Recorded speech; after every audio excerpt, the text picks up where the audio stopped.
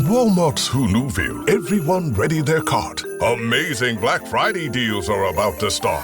Online and in the app, such great deals to explore. Everything you love from tech, toys, and more. The days to save and the ones to remember. It's only the 25th to the 30th of November. Set your alarms. Don't miss out. These deals are epic, without a doubt. The Who's are all ready, but are you? Walmart Black Friday deals await. Who knew? Hi, I'm here to pick up my son Milo. There's no Milo here. Who picked up my son from school? Streaming only on Peacock. I'm gonna need the name of everyone that could have a connection. You don't understand. It was just the 5 of us. So this was all planned. What are you gonna do? I will do whatever it takes to get my son back. I honestly didn't see this coming. These nice people killing each other. All Her Fault. A new series streaming now only on Peacock. Meet the computer you can talk to. With Copilot on Windows, working, creating, and collaborating is as easy as talking. Got writer's block? Share your screen with Copilot Vision to help spark inspiration, and use Copilot Voice to have a conversation and brainstorm ideas. Or maybe you need some tech help. With Copilot Vision, Copilot sees what you see. Let Copilot talk you through step-by-step guidance so you can master new apps, games, and skills faster. Try now at windows.com/Copilot. This episode is brought to you by LinkedIn. Healthcare professionals can lead their careers with LinkedIn. Discover jobs by specialty, preferred shifts, and even desired salary. From mental health therapists to radiology technicians, it's now faster and easier for healthcare professionals to find the right fit. Learn more at linkedin.com/healthcare. Side effects may include faster job placement, improved work-life balance, and increased career satisfaction. Purina believes no one should have to make the impossible choice between their own safety and their pets. But nearly half of domestic abuse survivors delay leaving because they can't bring their pets with them. Through the Purple Leash Project, Purina is helping create more pet-friendly domestic violence shelters so survivors and their pets can escape and heal together. Visit purina.com/purple to learn more. Breaking news are happening now. Hi, everybody, and welcome to the Reality Flash. My name is Mike Bloom, and I'm here to bring you the flashiest breaking news in the wide world of reality TV. And today, we've got a big piece of news to drop. Get ready for a takeover as Big Brother and The Amazing Race are crossing over yet again. Yet I would say it's the most ambitious crossover, perhaps, as we are going to be getting into an Amazing Race season made up entirely of Big Brother alumni and their loved ones. Now, of course, whenever we see anything with the terms big and brother in succession in the title, this man cannot be far behind. He is one of the biggest experts on this show, to the point where he wrote a freaking book about it. He is slowly but surely losing his sanity over the course of this current season of Big Brother. You can check him out every day on the live feed updates. It is the great, the one, the only Taran Armstrong. Thank you. Wow, what an introduction. I'm happy to be here. Yeah, I mean, this is fun. You know, again, these reality shows on CBS in particular have been around for a quarter of a decade. And we can certainly talk about a couple of times where we crossed the streams a smidge. But now we really are kind of funneling the streams into this little tributary right here. As, I mean, believe it or not, Taran, a decade ago, 10 years as we stand, we opened up a little season called Big Brother 17 with an announcement: get ready for a takeover. Phil Kogan popped up on the screen and said, hey, there's 2 people that were just on The Amazing Race. Now they're going to be Big Brother house guests. And finally, a decade later, the favor has been returned in a major way, as the cast of The Amazing Race 38 has officially been announced by CBS. We have bios, we have photos. You can check all that at, various outlets, including myself at parade.com. And we are going to be checking out, Taran, what happens when all of these house guests step foot out of Studio City and step foot into Europe, as they are going to be racing against each other, in some cases competing against each other once more. Yeah, I mean, I do think Big Brother players have probably the best track record in terms of outside reality show contestants on The Amazing Race already. So in some ways, this is like the best versions of non-Amazing Racers playing The Amazing Race. We'll see how it goes. Yeah, so let's get into that a little bit because, again, this certainly is the biggest amount of Big Brother teams we have had in one season of The Amazing Race. But this is a tradition, as you mentioned, Taran, that started over 20 years ago. Do you remember, by chance, the first Big Brother house guest to appear on The Amazing Race? It was Allison, right? It was the one, the only Allison With Irwin her appeared. boyfriend. Yes, her boyfriend at the time, Donnie, who also made his own appearance on Big Brother 4 in a not so fun way, but they raced together in The Amazing Race season 5. They won the first leg and were eliminated the next leg. But it definitely set forward a precedent that we have seen a myriad of time since, again, over the quarter century nearly that The Amazing Race has been going on. We've had a huge amount of, standout teams and duos from The Amazing Race from Big Brother, I should say, come onto The Amazing Race. Of course, The Amazing Race 31 was themed as sort of this reality takeover of Big Brother versus Survivor versus The Amazing Race, where we have 3 teams from Big Brother there. We've had people like Jeff and Jordan compete on seasons in the past. And what's really fun, Taran, is that, of course, you are recapping everything involving Rachel Riley this summer on Big Brother 27. But before she was a 3-time house guest, she was a 3-time racer where she raced twice around the world with her now husband, Brendan. They made the final leg twice. And then she most recently raced with her sister, Alyssa. So again, as you mentioned, there's a good amount of DNA that has been mixed in to the point where, as you also mentioned, we have had 2 Big Brother teams win The Amazing Race proper. Cody and Jessica won in season 30, and of course, Derek X and Claire won in season 34. We're going to get into obviously everything you need to know about this season, as well as going through the teams and their BB backgrounds for the uninitiated. But again, as the expert on all things Big Brother, Taran, when this news first came across your desk, what was your initial reaction? I mean, for me, it was excitement. Not only am I going to get to see people from the show that I watch the most, that I cover, on another show that I used to watch more of, if we're being honest, but still, like it's exciting. I was very, very happy to see Derek and Claire go on The Amazing Race, and especially to go on and win it. And so the ability to watch more Big Brother players do their thing on The Amazing Race is very, very fun. I have a few friends on the cast, which is very fun. And just in general, I tend to enjoy when people are cast on other shows because for as much as maybe the viewers don't always love this, becoming a person on reality television has become a bit of a career. And so the more work that these people can find, the better, I think. I think that, it's better to have, I think, reality stars that are working in this field rather than just continuing to exploit the desire for people to be on TV, pay them very little, and then cast them aside. Yeah, so it's really interesting you point out, again, this sort of like burgeoning of all-star reality shows, because again, while there has been precedent for having Big Brother contestants on The Amazing Race, this is by far the most amount we've gotten in one particular season. I think when this news first came out, there was a lot of questioning from the fan base of kind of both shows as to like, why now? Where did this come from? I'm not necessarily speaking on behalf of the producers or production in general. I could think of a couple of reasons. One large reason being that Big Brother is celebrating its 25th anniversary this year. And so this is a way to kind of honor that in a very different way, especially if they knew they weren't going to do an all-star season for the occasion from a Big Brother perspective.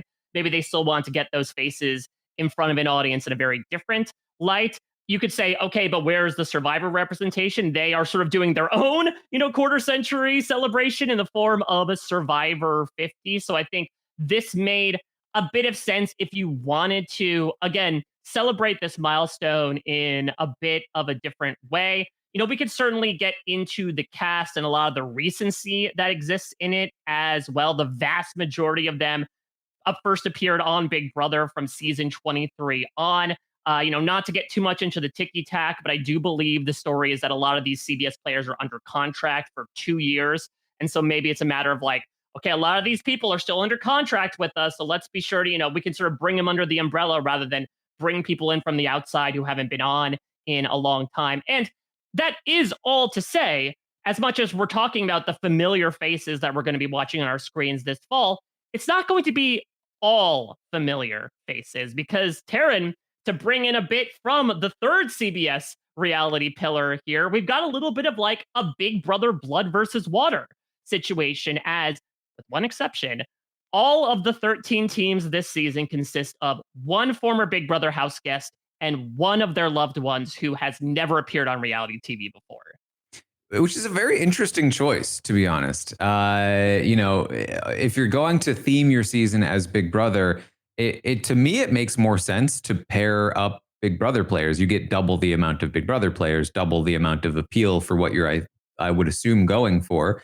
But maybe there's something about that. I know they've tried, strangers before. They've tried, and funny enough, there's a stranger pair that came on to Big Brother. But maybe there's something about having like an established like actual relationship that they really wanted to make sure that they had for the chemistry of the season. But yeah, definitely an interesting choice to have loved ones. Let's get into some of the details we know about the season before we get into the cast proper. It's scant details at the moment. We might find out some stuff more as we are a month and change away from this. This is a very early announcement. The Amazing Race 38 is premiering on Thursday, September 25th. It will ordinarily air on Wednesdays, occupying that slot that it usually has after Survivor with 90-minute episodes. But because Survivor is doing a 2-hour premiere, The Amazing Race will be airing its premiere the next day. I believe it will be airing at 9 p.m. following the eviction episode of Big Brother 27. Should be the last eviction episode of the season before that finale on the 28th. So a very understandable lead in there. It will air a 90-minute premiere and again will air on Wednesdays subsequently. We know via press release from CBS today that it is going to be a trip primarily in Europe. We are sort of saying segmented to one continent for whatever reason, rather than doing a bit more of the globetrotting that we've experienced more recently in seasons 35 and 37. And Taran, believe it or not, these Big Brother players are going to face a twist right out of the gate. Oh, no. Yeah, just when you thought it was safe to get out of the house, apparently these players are going to be undergoing a task before they even set foot on the starting line. They are starting the race in Amsterdam, an international starting line. But I'll read directly here from the press release. For the first time in the Amazing Race history, teams face their first challenge before even lining up on the starting line. The first team to complete the task receives an express pass, and the last team to complete the task faces the consequences of a hazard. Now, just to explain that parlance a bit for those of you who are not Amazing Race fans, an express pass is sort of like a get out of jail free card where at any time during any task, you can play the express pass and basically skip it. So if you're struggling in a task, you can play the express pass and not have to complete it. If you are out in front and you want to continue that lead, you can play the express pass. A hazard is something that we've only seen once before in The Amazing Race. But essentially, if you know what a speed bump is in The Amazing Race, it's that before the first leg. The team that finishes in last place in the starting task will automatically have to do one more task than the other teams in the starting leg. So they'll put them at a bit of a disadvantage to survive that first elimination. I mean, Taran, this feels kind of like part and parcel with like the upgrade, downgrade stuff from Big Brother 26, right? Yeah, I will say I'm not the biggest fan of a first like out of the gate task kind of situation like that. My personal issue with it is that like usually you don't know the teams well enough to care who wins. So like a slower start where you're getting to know the teams as they start their journey, I think tends to be better. Now, in this case, maybe more people are familiar with the team, so they do already have a rooting interest. But if that's the case, then I think that you're almost dooming yourself, because somebody right out of the gate is going to have an awful disadvantage, and people might be fans of that person, and they're going to be disappointed right away. I don't know. I don't think I like this. Well, we shall see how much this will handicap these teams as they begin their European adventure. We have a couple of countries that they'll be going to. Again, they're starting in Amsterdam. They will reach new heights in Prague, bathe like a king in Budapest, and skydive nearly 13,000 feet over Romania. If you missed it, they also put out like the first little promo for the Amazing Race 38 that I imagine we'll see on tonight's episode of Big Brother, as well as myriad times over the next month and change. One more thing I want to ask Taran from a speculative perspective before we get into the teams proper, because the Amazing Race, I think definitely out of the CBS Big Three, is the least oriented around social strategy. That's not to say that over the past 24 years, we haven't seen elements get brought in. You know, we started with this idea of The Yield, which debuted in Allison Irwin's season of season 5, where you could choose another team to essentially get penalized a certain amount of time. There's the I think it's cousin that ended up sticking around for much longer in the U-turn, where you can force another team to go back and do the other half of the detour. We've seen a lot of versions of these over the years that allow you to either directly impact other teams' performances.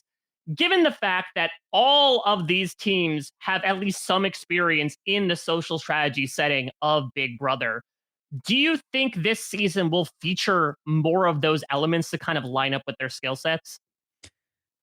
It seems possible. I mean, I guarantee you that this cast is going to be scheming. I mean, there's a lot of pre-existing relationships.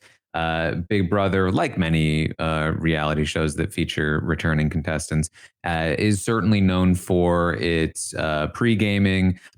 So I'm sure there's a bit of that, especially again with all of the pre-existing relationships that already exist. Now, like, the amount that you can do with an alliance in The Amazing Race is limited in comparison to other shows, but I guarantee you there's going to be some attempts here. And so the more like active features in the game that complement that, I think will further sort of highlight it. So let's get into this group. The 13 teams that are going to be racing around the world. It is, once again, a pretty large cast from previous Amazing Race seasons. That does lead me to believe that we might be facing another one of these no non-elimination leg seasons. So unfortunately, Taran, I think fans' hearts are going to get crushed one way or the other each and every week. But let's get into these pairs. And what I will say is, if you are an Amazing Race fan who does not know Big Brother, this will be your opportunity to get to know them before the race starts. That's why we have Taran on this podcast. He's going to give us what we need to know about each one of these Big Brother alum. I will say right out here that we are going to be spoiling events of Big Brother 12, Big Brother 18, and Big Brother seasons 22 through 26. So listen, if you, for whatever reason, want to get up to snuff with some of these teams, good luck, because Big Brother seasons are like 30, 40 episodes. Maybe that's why they released the cast so early. I would say, though, Taran, to be safe as someone looking to get into Big Brother, to know the most they possibly could before the Amazing Race season, given the time that we have, it probably would make the most sense, given the cast makeup, to watch seasons 24 through 26 specifically. Yeah, I mean, you'll definitely get the most amount of like context for the players. Something else you can do, it won't be quite in time for the season, but you can buy my book, Behind the Mirror, which is about the show Big Brother.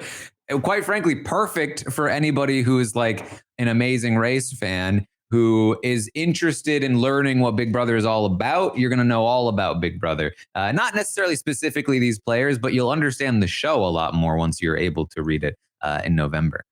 So if you don't wish to know stuff that happens in these Big Brother seasons, feel free to tune out now, because we are going to spoil the bejesus out of them, considering the role that a lot of these people play. We're going to go through these teams in the way that they were presented in the official cast announcement, which is in alphabetical order by first name, sort of like they have the players standing like, in a line together. And so they start with the left person and then the right person. So it's not always going to be the Big Brother contestant that starts the team name. So we might dart around a little bit. Hello, I'm Diane Morgan. If you know who I am, you know who I am. If you don't, who cares? I'm here to explain Italian Time, a holiday phenomenon where Italians throw away their clocks and gather for eternity with San Pellegrino. I've been at this party so long that I've eaten 5 courses, hugged someone's grandma twice, and been offered a job in the family restaurant. So this holiday season, make sure to bring enough San Pellegrino to last you through the meal, the after meal, and the entire goodbye ritual. San Pellegrino, holiday on Italian Time. Kraft mac and cheese is the best thing ever. It's even better than pop music. You look just as natural enjoying us at age 13 as you do 55. Kraft mac and cheese. Best thing ever. Oh, Hilton stay. Your beds are soft and cozy. No lumpy couch, no stiff futon, no shower line at crack of dawn. Oh, Hilton stay. When you want holiday comfort you can count on, it matters where you stay. Enjoy comfortable rooms and friendly service when you stay with Hilton instead. Save up to 25% this season when you book with Hilton. Hilton for the stay. Terms apply. This episode is brought to you by McAfee. Swimsuit, passport, phone, with VPN activated. VPN? Cell phone service is going to be spotty on vacation, so we'll be using public Wi-Fi. Sounds sketchy. Exactly. The networks can leave your personal info, like credit card numbers, exposed to hackers. McAfee's secure VPN lets you browse and bank safely from wherever, whenever. Learn more at McAfee.com/online protection. Abercrombie Kids is bringing the cheer all holiday season. And winter break means it's time for new outfits that are both festive and comfy. The last thing they need? New cozy coats for every occasion. Celebrate the season with Abercrombie Kids in the app, online, and in stores.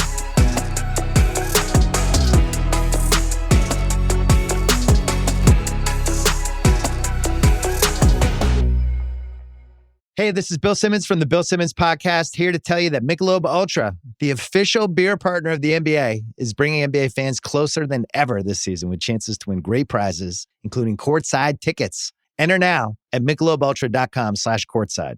Michelob Ultra courtside 25 to 26. No purchase necessary. Open to U.S. residents 21 plus. Begins on October 1st, 2025 and ends on June 30th, 2026. Multiple entry periods. See official rules at MichelobUltra.com/courtside for free entry deadlines, prizes, and details.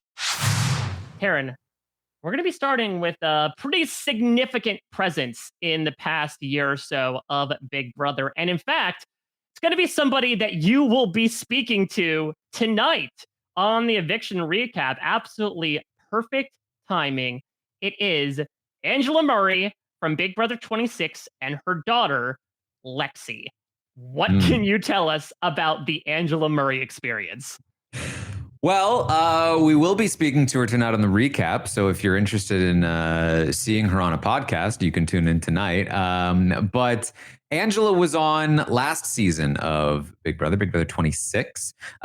She was the first head of households, which meant that she was in control of the game in the first week, essentially. She surprised us all when she kind of lost her mind and stayed up all night practicing a speech, and then the following morning went off on her fellow house guests, calling one of them crazy eyes, believing that the proposed alliances that had been brought to her the day before were fake, called them good actors for a low budget movie, and just, essentially tanked her entire game from there. She went on to be a huge detriment to anybody that she was aligned with, often getting them targeted because she kept turning on them, and was quite the character. on the show. She was a lot more strategic than she let on, than a lot of people believed her to be. In fact, some of the fans started to believe that she was a plant, that she was like a fake contestant because she was like too much of a wild card. And to my knowledge, has some shaky relationships with her fellow house guests from that season. So definitely an interesting inclusion here for The Amazing Race. Yeah, Angela is one to wear certainly her feelings and opinions on her sleeves. She rather infamously mocked a contestant's walk to her face. She was on her knees in the diary room pining for her beloved charcuterie board. Maybe there'll be like a charcuterie roadblock, all you can eat. That'll be Angela's form of heaven. So I am really excited to see what this version of Angela is going to be. Now, what's interesting is, correct me if I'm wrong here, Taran, I believe among Angela's myriad of on-screen appearances that were discovered during her time in the Big Brother house, it was revealed that she actually applied to The Amazing Race before, but with her son. This season, she is on with her daughter, Lexi, who I also believe was the subject of Angela's appearance on Dr. Phil's house calls. Yeah, we discovered this when Angela was on the season of Big Brother last year, that she had been on a Dr. Phil episode because and this is according to, and you know, how real is Dr. Phil, right? Like, Great but question, according, just in general. yeah, according to the episode on Dr. Phil, her daughter had not spoken to her husband, the father of her daughter, for like something like 3 years, despite living in the same house. This is according to the episode because he like took her phone away from her at some point. And the whole thrust of the episode was like, is Angela enabling this behavior? We need to reconnect the father and daughter. It was very strange. And so it is no surprise that it is the daughter that has been chosen to compete with Angela for The Amazing Race. And just a little bit of information on, again, the non-Big Brother partners here. Lexi is 23. She's an esthetician, and she currently lives in Las Vegas, Nevada. So we shall see if the gambles they take will end up with a $1 million payout. Let's move to our next team here. And I will say, Taran, there has been a lot of comments about, in particular with these photos, the background that they've used. They've done away with sort of like the nature outdoorsy backgrounds that they've used in previous seasons, and more so gone with this sort of like matte yellow cover. And unfortunately, it means that Hannah Chada and her sister Simone Chada are blending into the background a bit, which is unfortunate because I feel like Hannah, or Chada as she was, more colloquially referred to, was a standout on Big Brother 23. I love Chada. She's wonderful. I would consider her a friend of mine. She was on Big Brother 23. Didn't do super well that season in terms of like her own individual game, but she was part of the most dominant alliance in the history of the show, the Cookout. They got all 6 of the Black players that season into the final 6. She was then subsequently taken down by another player in this cast, Kyland, and Xavier that season. But she showed a lot of promise, and she has been very active in the Big Brother community since then. She is also like incredibly smart. She got like her doctorate degree. I don't really understand what all these terms are, but she's like a real professional person who also just happens to dabble in reality television. And I've also met her sister, who is also the sweetest person I've ever met. So I'm very, very excited to see the two of them. Now, I say all of that. I think the two of them both are fully capable of being devious and making good TV. I think that they are for as nice as they are, they know what they're there for. And I think that they could absolutely make their mark here. Don't get it twisted. Chada has medical bills to pay at this point from med school. So she's looking for that bankroll. Also, a bit of information about Simone. She is 22. She is a graduate student, I believe, which was Hannah's, job, quote unquote, in Big Brother 23 as well. So it all comes full circle. And she lives in LA. let's get into our next team. Very excited to announce that friend of the podcast, Izzy Gleicher from Big Brother 25, is back on reality TV alongside her fiance, Paige. Yes, Izzy's fantastic as well. Another person who is very tight with us here at the podcast. She competed in our version of the pressure cooker competition where we had a bunch of podcasters and Izzy like hold a tennis ball on top of their heads for 12 hours. And at like a certain Izzy, point in the Amazing Race history, the tasks were that low budget where you know that could be like a speed bump is hold a tennis ball above your head for an hour. yes. Izzy's down to do whatever. She is very competitive. She is going to be trying hard at everything that she puts her head to. She competed in Big Brother 25 with Suri Fields from Survivor. She was the only person who was able to not only recognize Suri, but also recognize her son Jared that season. And so worked very closely with the three of them. She was a huge presence in the house. Didn't make the edit as much as she should have, but was a very, very active player. Very, very fun to watch. And I'm very excited to see how she does here on The Amazing Race. I think she's going to make great TV. Yeah, she definitely ruled the first month and a half of Big Brother 25 with a very messy but iron fist alongside Suri and Jared and Felicia. They were the ones that were kind of dictating the vote outcome and then flipping on that outcome, then flipping back on that outcome multiple times. And it all comes crashing down almost in an instant where, the wrong person wins HOH. She's put up on the block and the house for the first time that season flips to evict her as one of, the big power players that were in charge up to that point. So Izzy walked out of her life temporarily in a pig costume. She is coming back here in black, I should say, for the funeral of these other teams alongside Paige, her fiance. They live together, obviously, in New York City. Izzy, as we know, is a flautist. Paige is a lighting designer. And I will say I have a very fun story about Izzy and Paige, Taran, because I went to, and so did Jessica Leese, the premiere screening for The Amazing Race 37 this spring that Carson and Jack, the eventual winners, were hosting in Brooklyn.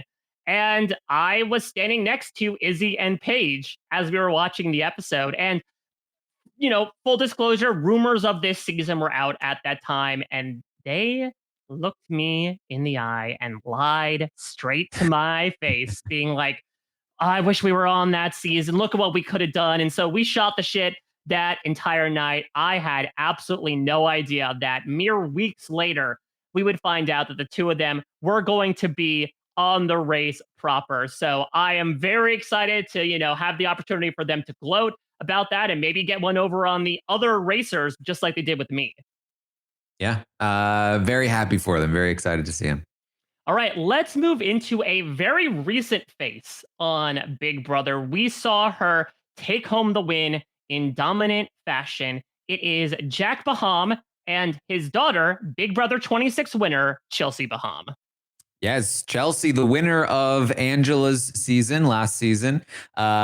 She won in incredibly dominant fashion, basically turned the entire second half of that season into quite a slog because of how predictable it was. She had a minion in Mackenzie who was trading competition wins back and forth with Chelsea and just got Mackenzie to take her to the end of the game while manipulating her into essentially just being a terrible jury threat. Like nobody wanted to vote for Mackenzie.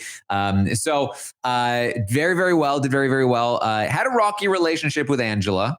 I will say, but was definitely like a very, very competent player, was very good at competitions, and somebody that I think would be a huge threat in The Amazing Race in terms of her ability to sort of socialize and strategize with other teams to potentially be working with them while also being capable at the sort of, the roadblocks and everything themselves.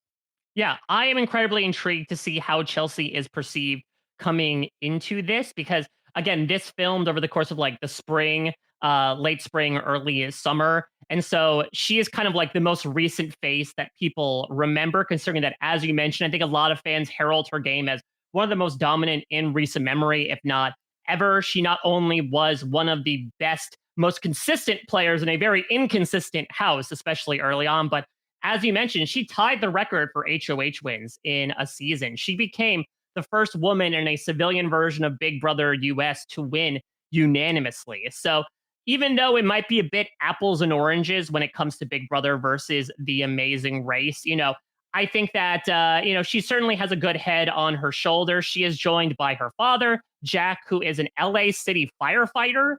He's 58 years old. So while he is probably the oldest man on this cast, he still has a lot of physicality to him as well. So she probably is one of the most interested people I am in this season, particularly if some of those social strategic elements are going to come in early on in the season. Yeah, definitely don't sleep on Chelsea. All right. Next up, we've got the most old school team, technically speaking. This is the contestant who debuted the earliest on Big Brother out of this cast. The Meow Meow is back for his fourth life on reality TV at this point. It is Jack Palumbo and his brother, two-time finale, maker, I suppose, Enzo Palumbo. Yes, you might be able to sleep on Enzo. Here's the thing about Enzo. He has a storied history with Big Brother. He was a part of the first most dominant alliance in the history of the show, the Brigade, in season 12. He was an essential part of making it work. In that season, he got all the way to the end and then was cut in the final three. Though he was not super likely to have won it anyway, because the thing about Enzo is that he's very, very good at making people feel good, at building a team, keeping the team together, rah, cheerleading the team, making other people feel comfortable, making them feel like, oh, we're all just hanging out while secretly slitting their throats. And that sounds really great. But he does it for the benefit of others more often than for the benefit of himself. And one of his flaws in Big Brother was that he didn't win enough competitions. It was primarily his allies that were winning those competitions.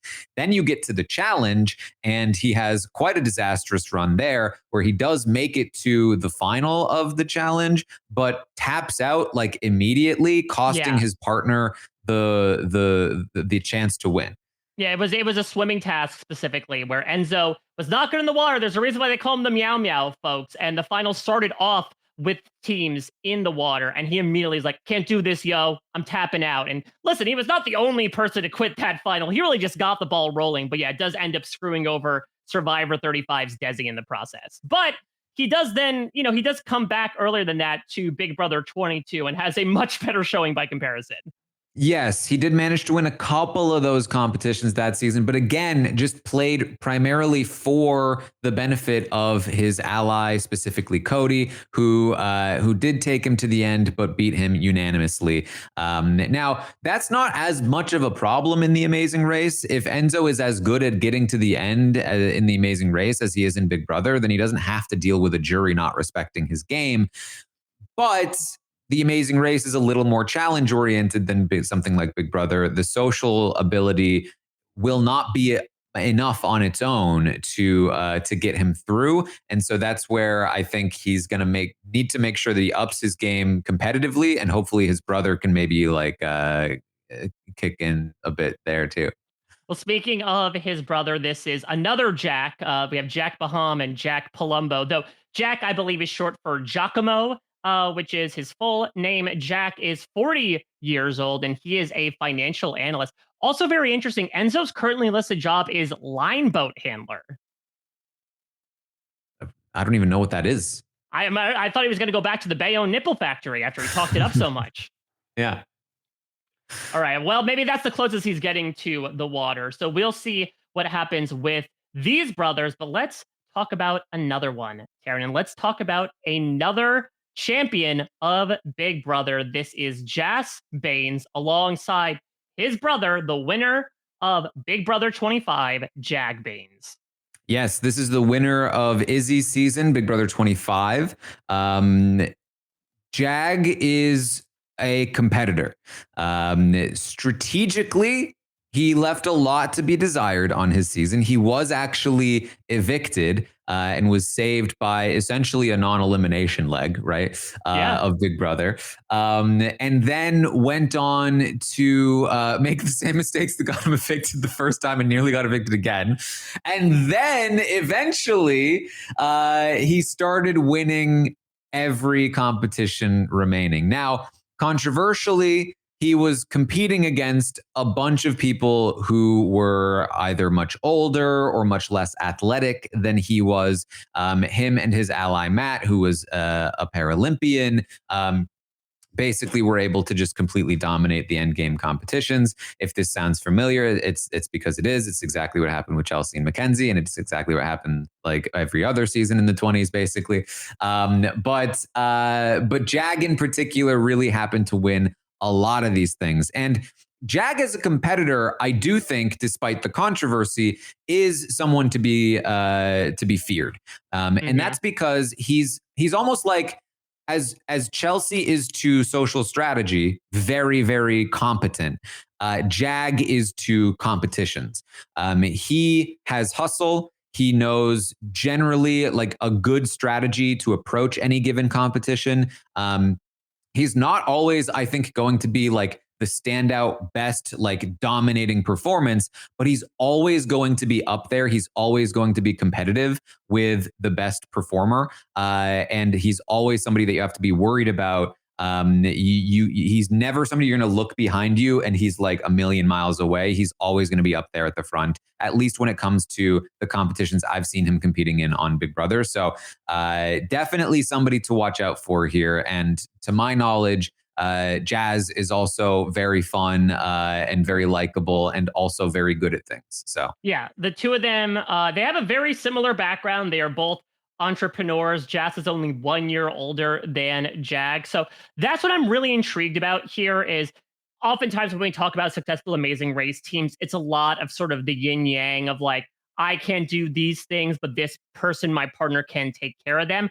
It feels a bit more multiplicative when it comes to Jazz and Jag, where we'll find out maybe they do have different skill sets, but at the outset, at least, it kind of seems like another Jag to the point where they share a very similar 67% of the letters in their name. And so, again, if Jag has an all-around set of skills as you're speaking to, that could be fine, but we might run into something where both of them struggle in it. And then that might be one of the rare times where things don't go so well for them. Yeah, I mean, strategically and socially is where they might struggle.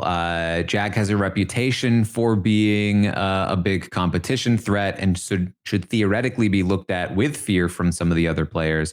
While he does have, I think, a few connections in this cast, he, again, was not like the person who made the best decisions strategically with those connections on his season of Big Brother. Maybe he's learned from that. Maybe he will do better now. But that is the potential weakness here, I would say, for Jag and Jazz. Believe it or not, Taran, a third set of brothers in a row here. We are going from Big Brother 25 to Big Brother 24, Joseph Abden and his brother, Adam Abden.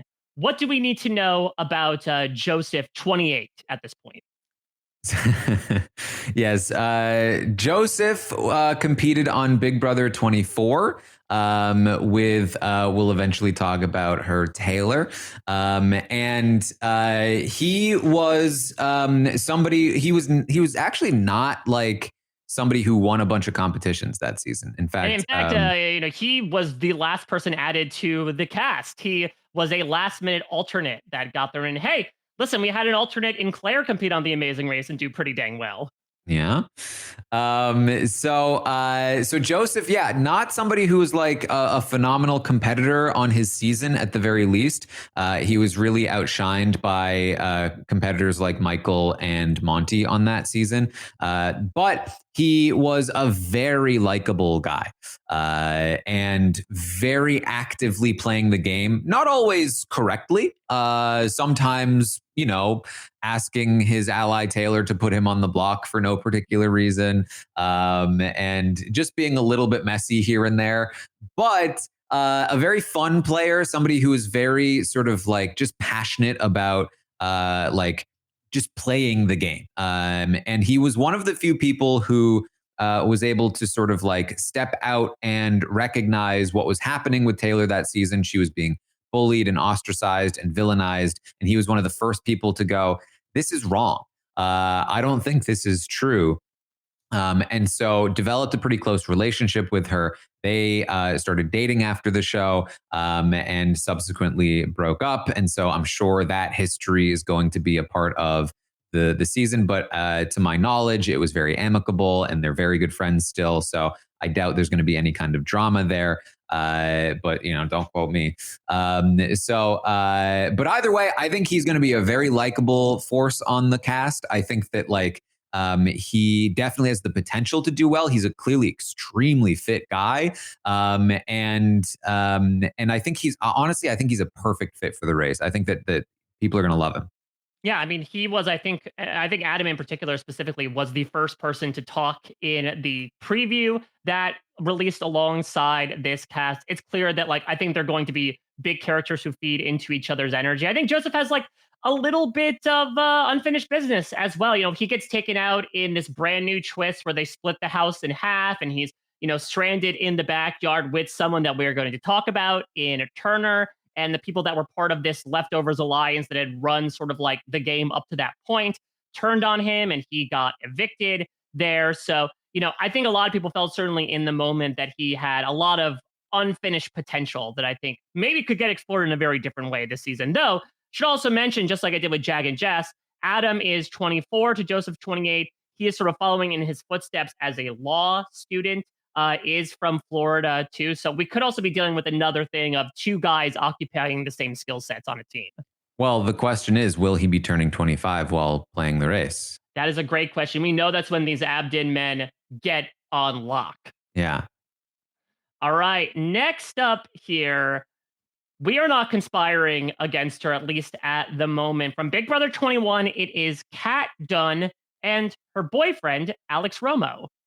Yeah, there was a funny moment on the live feeds earlier this season when Rachel was talking about alumni and she brought up Kat and how much she loves Kat because Kat is super welcoming and such a great part of the community and so nice and is not stuck up at all. And she was like, "Do you guys know Kat?" And they were like, "I don't really." She was like, "She's the person who's like, are you bitches conspiring against me?" And they were like, "Oh, that's Kat. I remember Kat."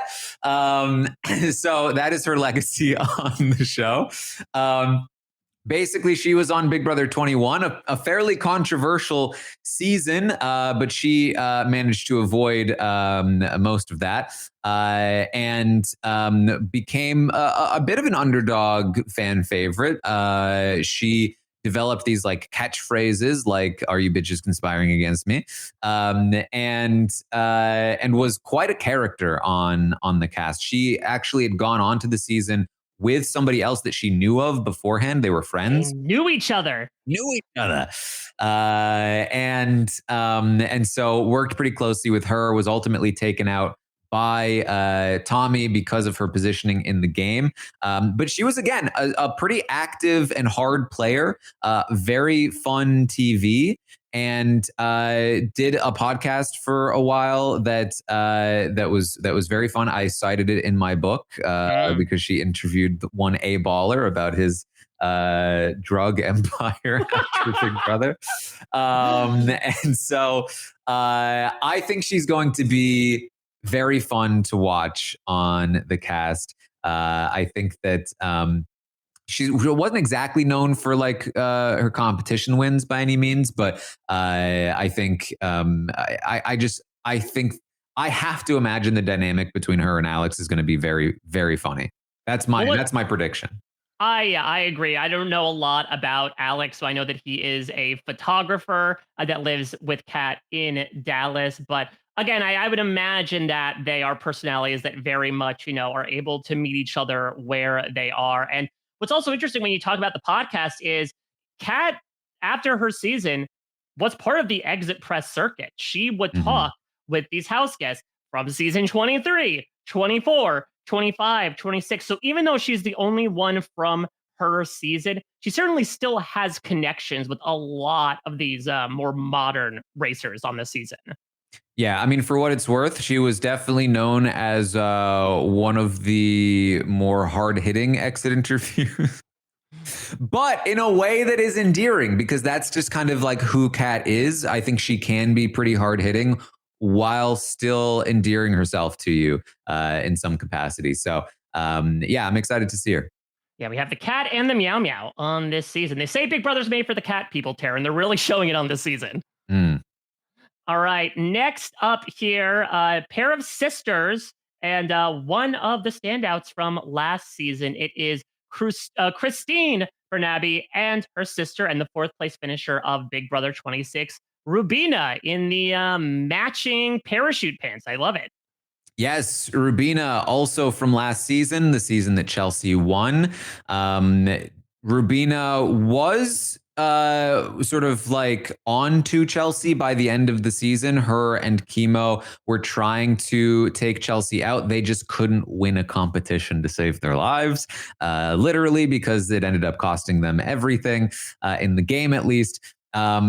Which obviously is, again, I think the biggest thing we can do to try to predict the capability of a person to win the Amazing Race is how good were they at the competitions of Big Brother, especially because Big Brother, heavily criticized for this, has a problem with physical competitions and men winning them. And the Amazing Race does too. So I imagine there's some decent crossover there. I imagine this will be a problem for Rubina, who did struggle with some of the competitions in Big Brother, but otherwise was, again, I think very likable, very fun. She fell in love with Tucker on the show. I believe that at the time of this race, they were still together. They were, yes. So that's interesting. There is a dating couple that are not on the same team at the time of them racing. Tucker will be on this cast as well. Her connection to Tucker and to Chelsea, I imagine there's going to be some kind of Big Brother 26 alliance. I think her social connections are perhaps her biggest asset in the game, at least, again, considering the competition history. I think there are going to be a lot of people that will be very happy to work with her and want to help her team. Just a little bit of information about her sister, Christine. She is 38 years old, also lives in LA, and is a floral designer. So we shall see, if their teamwork will allow their racing to bloom, or if it shall wither on the vine. Next up, Taran, we have a very unique team to talk about here. This is the one exception I mentioned earlier, because this features not one Big Brother alum, but two. Kyland Young from Big Brother 23 and the winner of Big Brother 24, Taylor Hale. And Taran, is this like an official hard launch for them? Because the relationship status, as per CBS at the time, is dating. Honestly, I don't know. Don't ask me. Dating, if that is the official description, I think that probably makes sense. I don't know if it's a hard launch. I don't know if it's a launch. I'm not entirely sure what it is, but Taylor and Kyland, yes, seem to be a dating couple on The Amazing Race this season, and the only team with two players that both were on Big Brother. Kyland, as I mentioned, from Hannah's season 23, was part of the Cookout Alliance, was very good at competitions. Definitely very strong in the competitions. Definitely somebody to watch out for in terms of that. He was also a pretty good strategist. His social game was very good at times. However, eventually became a bit overbearing. Didn't have a great shot to win in the end, especially because he kind of, threw himself on his sword to benefit the gentleman's agreement alliance he had with his fellow competitor Xavier, who then betrayed that man him. had to face off against Goku in the finals, Taran. It was meant to be. Yeah, he had this notion that like the two competitive men should face off in the final two. Xavier was like, nah, I'd rather beat somebody easier, and took Kyland out. Kyland was very upset about this in a very famous confrontation, and has subsequently gone on to compete on the challenge, where I think he's performed pretty well. And just generally somebody that I would always be sort of like expecting to do well in these things, despite throwing it away, in my opinion, on 23.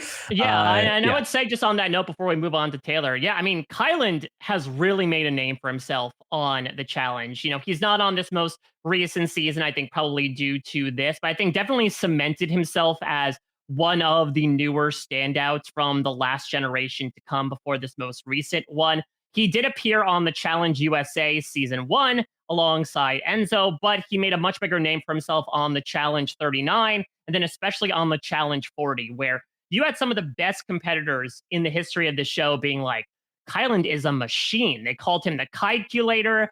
He was someone that was really dominating a lot of these daily missions until they got to the final, which was entirely swimming. And Kyland can basically master the doggy paddle, and that's it. So all of a sudden, he went from having one of the best chances of winning the game to dead last in every single task that they did. But as you mentioned, he does a really good job of, I think, looking at a task and being able to think through the best way to do it. And I think that's a lot of what Amazing Race tasks entail. Yeah, and I think also it will be interesting to see him with Taylor. Kyland, to my memory on Big Brother, definitely was somebody that liked to do things his way. And so this could definitely be an interesting dynamic between him and Taylor in terms of like how they operate together. Do they work well together? What's the dynamic? I think will be very interesting to see. With new, gentler scented Clorox disinfecting wipes, clean finally smells as good as it feels. On everything from lamps to ceiling fans. Even on your kid's toy shark. Oh, ouch. Clorox disinfecting wipes, now available in crisp lemon. Find it on Amazon. Clorox, clean feels good. Did my card go through? Oh no. Your small business depends on its internet, so switch to Verizon Business. And you can get LTE business internet starting at $39 a month when paired with select business mobile plans. That's unlimited data for unlimited business. There we go. Get the internet you need at the price you want. Verizon Business. Starting price for LTE business internet, 25 megabits per second unlimited data plan with select Verizon Business smartphone plan savings. Terms apply. Okay, Chad. Today you're gonna drive the all-electric Toyota BZ. But my electric vehicle phobia. I'm not ready, Dr. Ross. I believe in you. Oh my gosh. We're inside it. Try to take deep breaths, okay? The ventilated seats, they're touching me. You can do this, Chad. Drive the car. How do you feel, Chad? I feel cured. Woohoo! I'm doing it! I'm doing it! The all-electric BZ. One drive can change your mind. Toyota. Let's go places. Over the last 20 years, L'Oréal Paris has honored 200 women of worth, uplifting their communities. Women who see the worth in every person, overlooked or underserved, who see an opportunity for change, who see a chance for better. They may be one of 200, but their journeys are always uniquely one of one. Here's to 200 more women of worth. We're worth it. We're worth it. We're worth it. We're worth it. Experience a membership that backs what you're building with American Express Business Platinum. Enjoy complimentary access to the American Express Global Lounge Collection and a welcome offer of 200,000 points after you spend $20,000 on purchases on the card within your first 3 months of membership. American Express Business Platinum. There's nothing like it. Terms apply. Learn more at americanexpress.com/business-platinum. Join me, Jacqueline Coley, as I sit down with Mark Platt, producer of Wicked and Wicked for Good, as he reveals how his family and collaborations have shaped his storytelling. Plus, how Wicked for Good delivers the satisfying finale fans have been waiting for. Listen now to Seen on the Screen wherever you get your podcasts. Speaking of, Taylor is the other side of this, of course. She is the winner of season 24, which is the season Joseph was on. Again, she was dating Joseph prior to her relationship with Kyland. But again, very amicable. I don't think there's any drama there. I honestly would expect them to maybe even be working together in the season. Taylor, somebody, again, not really known for her competition wins on her season of the show. However, she then went on to compete on a spin-off version of Big Brother called Reindeer Games, where she was the runner-up. She came in second place, doing very well in many of those competitions, and kind of, in my opinion, kind of like proving herself and on a more strategic level that she wasn't able to demonstrate as much on her Big Brother season. Because she had such a rough time of it. Very famously, Taylor on her season is perhaps the greatest underdog story in the history of the show. She started with all kinds of anywhere from micro to macro aggressions against her, being bullied, villainized, ostracized, told that she was the cause of somebody quitting the game for their mental health. There was all kinds of things. We don't need to go into to all of it, but she managed to persevere and overcome all of that and go on to win the entire season, which is just unheard of in Big Brother. She has an immense amount of resiliency, but also, I think very interestingly, is a person who came off of that season beloved by most fans, and then kind of struggled with the fact that like most people know her as the person beaten down and you know, being resilient against that. And so when she's not being beaten down, people are like, hey, she's a little full of herself. You know what I mean? Like people don't like her as much sometimes when she's just being able to be herself. And so, and we saw a little bit of that on Reindeer Games. So interesting stuff there. I think that she's definitely competitive. She's definitely somebody who cares a lot about, like prepping. And I know Kyland is as well. So I'm sure they both did a bunch of prep work before the season. They really care about winning. And I think the two of them together are definitely a very dangerous team. Yeah. So speaking about Taylor specifically, I mean, she has one of the best arcs that I've seen from a winner, not even on Big Brother, but in reality TV in general, as she will quote in her powerhouse speech, like she was not a shield, she was a sword. So she went from kind of victim in the first couple of weeks to victor, not to be confused with the man who was on The Amazing Race with Nicole several seasons ago. And, you know, Taylor set some records with her win. She became the first Black woman to win the civilian season, and Chelsea became the second. And to your point about popularity, she is the first and so far only winner in Big Brother history to not only win the game, but also win the fan favorite, America's Favorite House Guest prize as well. So what's also been really interesting is that even though she played only 3 years ago, she has become one of the faces of Big Brother. She appeared on this big, 25 season retrospective special. As you said, she appeared on Reindeer Games, and she is on our screens even before Amazing Race every other Friday as one of the co-hosts of Big Brother Unlocked. So kind of like Chelsea, considering how much Taylor's face has been around Big Brother even after her win, I'm really intrigued to see if that is going to influence people's perceptions of her and Kyland, because let's also talk about this, Taran. Taylor very much known for being an underdog, as you mentioned. But I think when people looked at this cast, there's been a lot of talk about Kyland and Taylor as overdogs. Do you feel it is unfair to have two Big Brother contestants paired together while everyone else only has 1 and 1? I definitely think this is their biggest weakness, is the perception of them as a team, because they are the only people with 2 players on their team. And that's going to be threatening, I think, for a lot of the others, especially when you have other people who kind of should be on a team, like Tucker and Rubina. Like, why aren't they on a team together? I could definitely see this putting a big target on their back. In addition to that, I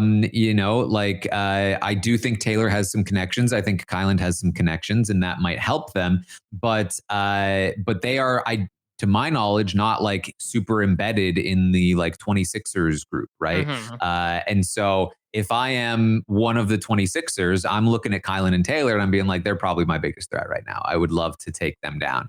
Them and maybe Jag, you know what I mean? Like, yeah. Well, not to mention, Kylan played with Derek X and Claire, who could easily give him a lot of tips. I think for many reasons, not a lot of people are reaching out to Cody and Jessica for advice. So, and considering that, Kylan's preparation for the challenge was voluminously binging seasons and studying up on every single thing, I would not be surprised, depending on the timeline for getting notified about being on the show, that he didn't do the exact same thing. So they might be the big dogs from the jump here, and we shall see how long that takes them. Just a couple other teams here to talk through. I mean, go from one challenge finalist to another here.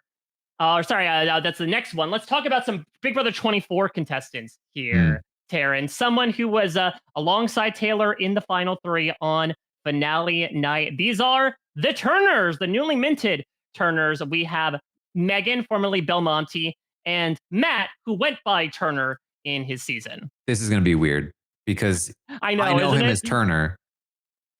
So I'm sorry, but I'm not going to call him Matt. If they are going to call him Matt, then we're going to have a problem. Yeah, though I guess Megan and Turner is also very odd, considering that is also her last name. Right. This is an interesting inclusion. Honestly, not one I would have expected. Turner was an interesting presence on season 24, the same season as Taylor and Joseph. He did have a decent relationship with Joseph, and a good relationship with Taylor. Was actually one of the first people to like publicly stand up and defend her as well. Although, then, the relationship kind of deteriorated from there at times. But as far as I'm aware, would be perfectly friendly with both Taylor and Joseph in this scenario, in this circumstance. Megan was somebody who was fairly active during the season and seemed like a very fun person. So I'm excited to see her here with Turner. Turner was known for being pretty decent at some of the challenges, but otherwise was very sort of subservient to some of the bigger players. And Monty makes the very bad mistake of not taking Turner to the end and instead took Taylor to the end. He was completely destroyed by Taylor in the jury vote, whereas he would have basically won against Turner unanimously.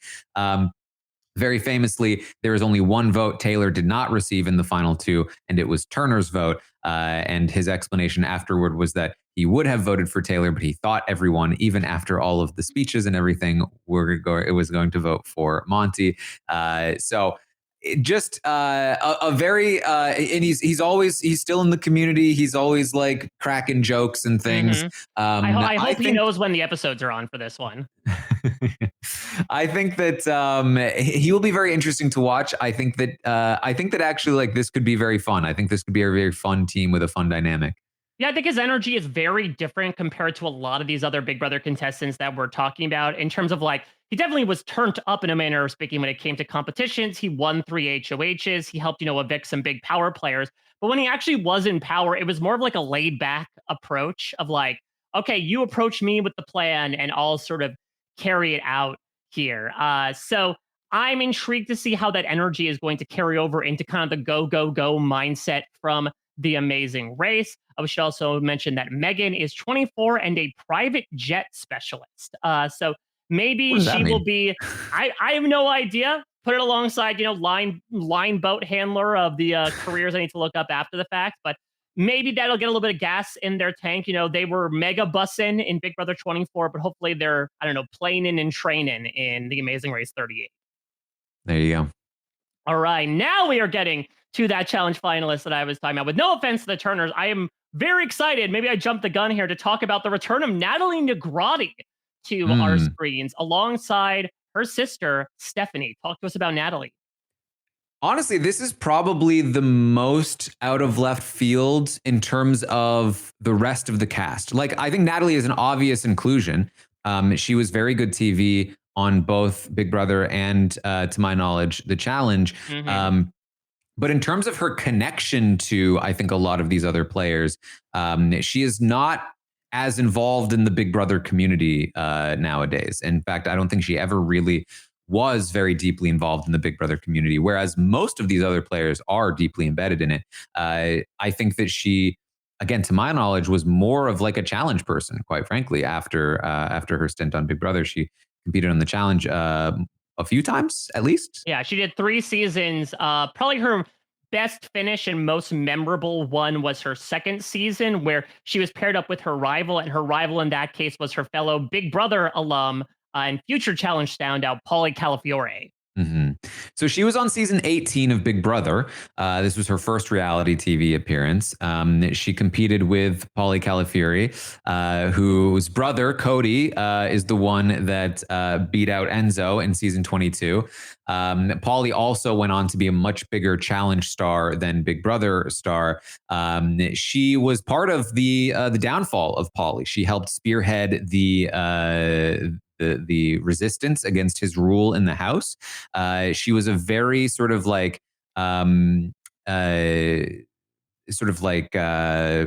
not hot-headed. She like had she was very firm in her stances. Yeah, like, very fiery, I would say. Yeah, like you could not walk over her. She would stand her ground. And in Big Brother, that's pretty valuable. And so she had this relationship with James on the season, who went on to win America's Favorite. It was not, I would say, a romantic relationship. I remember there being some stuff afterward, maybe even a restraining order. I don't remember exactly what it was. Cease and desist, Taran, from talking about that. Cease and desist. So there was some stuff going on there, but I think she's great. I mean, I think that she is a great reality TV personality. She just doesn't quite fit in with the rest of the cast, to my knowledge. I don't know that she has as many relationships with the rest of them in the way that like I said, most of the rest of them might. Yeah. So, I mean, what's also interesting is that Natalie has a background as a former cheerleader for the New York Jets, and she actually has a connection to another amazing race team from seasons past in that perspective, in Tiffany and Krista. So I'm sure we'll find out down the line if she got any intel from them. And just a bit of insight into Stephanie. I mean, it looks like they're kind of, from a Big Brother reference here, starring in the Tall and the Short of It reboot. But Stephanie is 36 years old. She is in Hawaii, and she works in hospitality. So from the White Lotus to the Amazing Race. There you go. Yeah, I mean, I wouldn't sleep on this team in terms of competitiveness. I mean, Natalie, again, not super well known for competitions on Big Brother, but went on to compete on the challenge and made a bit of a name for herself there, and is definitely like athletic enough to do well. And any kind of cheerleading background is going to be great for some of those challenges on The Amazing Race, where anything to do musically inclined things or dancing or anything like that, where maybe some of the other like very physical guys that would otherwise often have a lot of advantage might struggle. But yeah, interesting. I'm excited to see Natalie. Well, last but certainly not least, Taran, let's go from somebody who maybe not on the minds of the Big Brother fandom in 2025 to one of the house guests that definitely has been, considering the standout performance he had during, albeit his shorter amount of time, on Big Brother 26, Tucker DeLaurier and his brother, Eric. Yes, the boyfriend of Rubina competed in last season with the one that Chelsea won. So Rubina, Tucker, Chelsea, and Angela, all from the same season. I fully expect Tucker, Chelsea, and Rubina to work together. Not so much Angela, but, we'll see. Tucker was known for his bombastic style of gameplay. He volunteered to be put on the block. He won a veto and then used it on Angela instead of himself in order to take somebody else out of the game.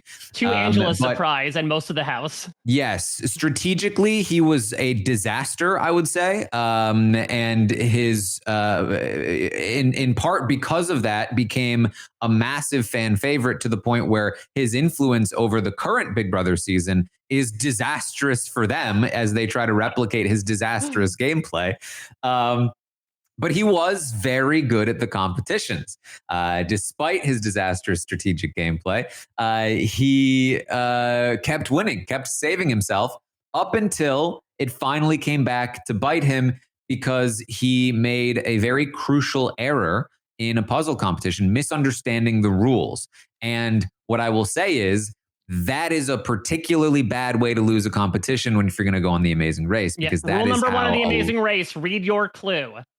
Let me tell you, Big Brother challenges are not hard to understand. So if he had trouble, I don't know, Taran, they do explain it a number of times to the audience. Surely they must be complicated. Yes. That I would say is probably his biggest flaw, is that if he runs into something and maybe speeds through the rules and doesn't understand it completely, we could see maybe that happening again, but we'll see. Yeah, so Tucker is a massive personality. And like you mentioned, was looking in the Big Brother house to stir up chaos, to make good TV.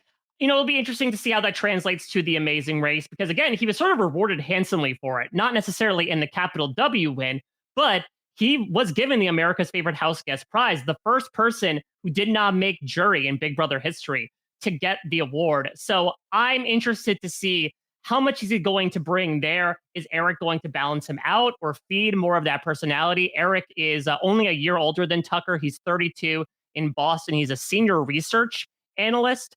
So maybe he brings a bit more of that academic side to the flair that Tucker's going to bring. Yeah, they're both very athletic. Tucker does some climbing, so he's going to be very capable, I think, at anything. Climbing is typically a very good activity to have for most reality competition challenges. It's good for grip strength. It's good for like body awareness and positioning and balance. So that's, I think, a large part of why Tucker was very good at a lot of those things. He also is very capable with puzzles, as long as he understands the rules. He really loves puzzles, I hear. He really likes puzzles. So yeah, that's like a big thing. I mean, if these two are on their game, they could be unbeatable. And I do think they will also have a bit of a target on their backs coming in because of that. So that is something to watch out for. But again, what I will say is, if you're an Amazing Race fan, you already know this. But if you're a Big Brother fan and you're watching this, The Amazing Race is kind of designed for like young male teams. They have dominated the statistics of this show historically. So the fact that we have at least 3 of them in terms of like younger male teams who are all very athletic and all have a great history of like doing well in competitions, that is definitely something to keep an eye on here, and something that Big Brother players who have experience with this being a problem for them on their show as well, may be watching out for it also. All right. There you have it, Taran. The Baker's Dozen teams on The Amazing Race 38, fresh out of the oven. So now we sort of wait for the premiere coming on September 25th to see what exactly the starting line task is going to entail, who's going to do well right out of the gate, who's going to be eliminated first. I can sort of tease the coverage that we have in the lead up to it, because listen, we talked a lot about speculation on these teams, but we do a lot more of that in a podcast that we are going to be releasing closer to the premiere date, day TBD. But all the way back in June, when we knew rumblings of these teams, but we knew nothing about placements, we decided to record a draft of the 13 teams. It was myself, it was Jessica Leese, and it was Taran. And we all drafted 4 teams each, left one to the audience. And again, sort of without any knowledge of what transpired over the course of the race. So we're going to bring that out of the vault. Definitely a timestamp in many ways. So that's going to be coming your way closer to the 25th. Additionally, we might be doing some more stuff as well. Definitely let us know if you want to see more Amazing Race preseason content. We might be kicking around a Amazing Race seasons to watch if you're a Big Brother fan, because I imagine there are a good amount of people that are checking out The Amazing Race, if not for the first time ever, for the first time in a long time. So there might be some seasons we can recommend, including ones that star Rachel Riley. And then when we get into the season proper, I can confirm that Jess will be back alongside me doing weekly recaps of Wednesday night episodes. Every Thursday, we'll be doing Exit Press with the most recently eliminated team. Maybe I can tease a little bit that might be able to get Taran involved in more Amazing Race things, that this in the draft may not be the last time we're going to hear him talking about these house guests on the Amazing Race 38. There you go. Yeah, exciting. Listen, I'm here for it. I'm here to watch these Big Brother players. Very funnily, I think that when we recorded the draft, I very vaguely plugged my book by being like, I think there's a thing that you'll know what I'm talking about if this comes out later. So that'll be fun to watch as well. I think I said, honestly, I think I said a lot of the same things I said in this podcast. Well, I don't remember. I don't even remember my team, if I'm being honest. No, Terry, we've all been through a lot. It's been a long summer, but a fun one. But I'm excited to kick off the fall with the Amazing Race 38 coming to our screens at 9 p.m. after the Big Brother eviction on Thursday, September 25th. Of course, if you want more information, including photos of these teams, you can check out everything I have going on at parade.com. Hoping to talk with Phil Kogan in the lead up to this season as well to get his usual preview of these teams. I'm sure he has some really interesting thoughts of like not knowing their Big Brother background, more so from an Amazing Race perspective, what they are like. Taran, you've done a little bit of plugging throughout here, but now let's go from the past plugging to the present plugging. What would you like to officially put out there for the listeners? Because suffice it to say, you are doing a lot right now. Well, I mean, I'll say it again. If you're an Amazing Race fan and you're interested about Big Brother, I wrote this book. I've been in the process of writing this book for like the last 3 years about this show. If you've never checked Big Brother out or you're only loosely aware of it, maybe you hear people like me talking about it all the time on the podcast, and you're like, I could never commit to watching that show. But you watch The Amazing Race, so you're like probably like a little more academically inclined than. I always saw Amazing. It was always the one that won the Emmys and stuff. I always saw it as like the smarter show. So maybe you're a little more inclined to read a book about the show. You'll be informed about what this show is all about in a way that is hopefully very interesting. I really see Big Brother as a mirror to our society. And so I talk about the history of the show while diving into that notion and the different ways that it echoes us and the ways that we echo it, and the ways in which it has impacted my life growing up watching the show, and all of the different intricate ways that it has comments for a lot of different things. And so I think it'd be very interesting for somebody who doesn't really know much about it, but certainly is interested in reality TV in general. And then you'll be able to sort of like, whenever I pop up on your feed or you hear something about Big Brother, you'll be like, I know about that show. I know what they're talking about. So it'll be very fun for you. So you can find it at taranarmstrong.com. Perfect. And of course, if you're tuned into Big Brother 27, Taran has you covered, giving you everything you need to know about all of the daily conspirings that go on inside the walls of the Big Brother house at WeKnowBigBrother.com. Of course, make sure you subscribe to our Amazing Race feed at WeKnowAmazingRace.com. Now that the preseason has officially kicked up, you can follow me at a Mike Bloom type. Check out more episodes of The Reality Flash at TheRealityFlash.com. You can also send us any tips you might have, any pieces of news you want me to cover on The Reality Flash, tips at TheRealityFlash.com. And additionally, Australian Survivor, Australia versus the World, is coming out on Sunday. I will be doing weekly recaps there with Shannon. I got together with myself, Puya, and Chappelle. We teamed up as a threesome of the world against Shannon, representing Australia, to draft those 14 legendary all-star players from a global perspective. So be sure to check that out if you want to get a little bit of information as to what this cast is going to be before we get to see them duke it out in the Olympics of Survivor.